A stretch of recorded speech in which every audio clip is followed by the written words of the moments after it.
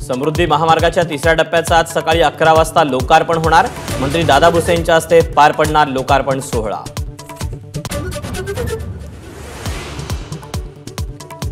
पंतप्रधान मोदींचा आज तेलंगणा दौऱ्यादरम्यान नांदेड विमानतळावर अल्पविश्रांती दरम्यान अशोक चव्हाण पंतप्रधान मोदींची घेणार भेट।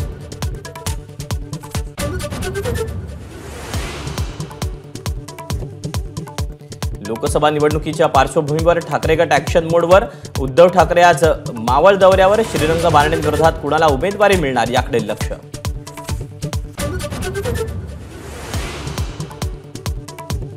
भाजपचे राष्ट्रीय अध्यक्ष जे.पी. नड्डा आज महाराष्ट्राच्या दौऱ्यावर भाजप युमोच्या संमेलनाला संबोधित करणार।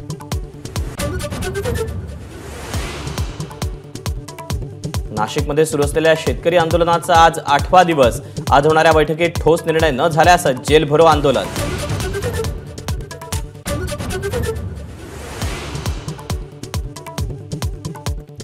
राष्ट्रवादी काँग्रेसच्या दोन्ही पक्षांनी आता बँक खात्यांसाठी रस्सीखेच।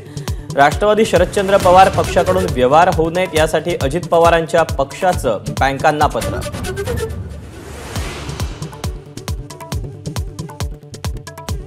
रत्नागिरीच्या उंबरलेमध्ये आढळले 10,000 वर्षांपूर्वीची कातळशिल्प।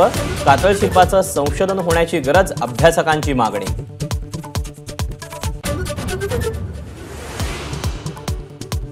छत्तीसगडच्या कांकेर जिल्ह्यातील हिदूरच्या जंगलात मोठी चकमक। 1 नक्षली ठार, 1 जवान शहीद।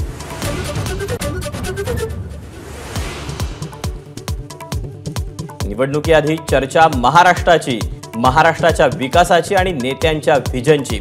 एबीपी माझावर आज दिवसभर पहा माझा महाराष्ट्र, माझं व्हिजन।